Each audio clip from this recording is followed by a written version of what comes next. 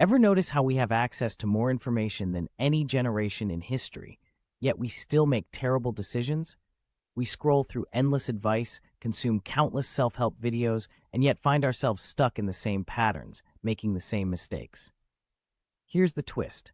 A philosopher who lived 2,400 years ago already solved this problem. Plato didn't just give us abstract theories, he handed us a practical blueprint for better decision-making that most people have never heard of. While everyone talks about his famous cave allegory, there are three lesser-known insights from Plato that can revolutionize how you approach every choice in your life. Plato discovered something fascinating about human psychology. He realized that every decision we make involves three competing forces within us. He called this the tripartite soul, and it's essentially the world's first decision-making framework. First, there's what he called reason. This is your logical, analytical mind that weighs pros and cons. Then there's spirit, your emotional drive, your passion, your gut instincts. Finally, there's appetite, your immediate desires, cravings, and impulses. Here's where it gets interesting. Most bad decisions happen when these three parts are fighting each other instead of working together.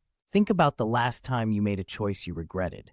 Maybe you wanted to eat healthier, but your appetite craved junk food while your spirit felt frustrated and your reason knew better.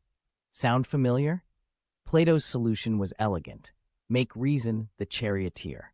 Let your logical mind hold the reins while your spirit provides the energy and your appetite supplies the motivation. This isn't about suppressing emotions or desires. It's about creating harmony between them. Let's say you're considering a career change. Your appetite might crave the security of your current job. Your spirit might feel excited about new possibilities, and your reason evaluates the practical steps. Instead of letting these forces battle it out, Plato suggests having an internal conversation where reason mediates between spirit and appetite to find the best path forward. This three-part framework, and let me repeat this because it's crucial, this three-part framework transforms decision-making from an internal war into an internal collaboration. Plato had another powerful insight that's incredibly relevant today. He believed that most people live their entire lives without truly knowing themselves. He famously said the unexamined life is not worth living. But what did he actually mean by examination? Plato developed what we might call the mirror test. Just as we use mirrors to see our physical appearance, he argued we need mental mirrors to see our character, motivations, and blind spots. But here's the key. These mirrors aren't found in isolation. They're found in relationships, challenges, and conflicts. When someone criticizes you, that's a mirror. When you feel angry or defensive, that's a mirror showing you something about yourself. When you repeatedly face the same problems, those patterns are mirrors reflecting back your hidden beliefs and assumptions. Modern psychology has validated this insight through research on self-awareness. Studies show that people with higher self-awareness make better decisions, have stronger relationships, and experience less stress.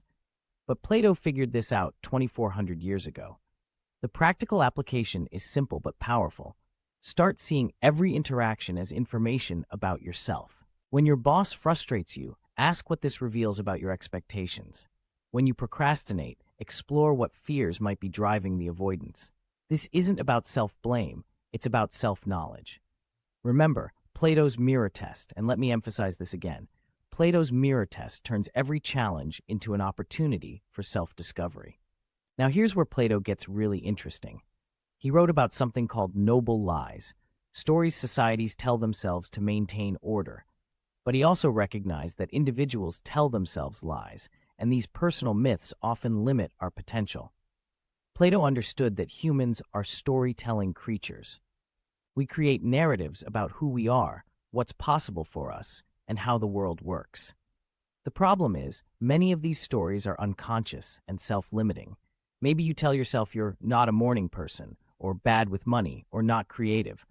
Plato would call these ignoble lies, stories that diminish rather than elevate you. The key insight is that if you created these stories, you can rewrite them. Ancient Greeks had a concept called arete, often translated as virtue or excellence. But Plato's version was more nuanced. He believed everyone has the potential for excellence in some area, but most people never discover it because they're trapped by limiting stories about themselves. Consider Socrates, Plato's teacher, who started philosophizing in his 70s.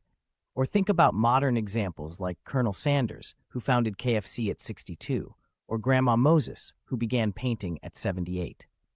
These individuals rewrote their personal narratives about what was possible at their stage of life.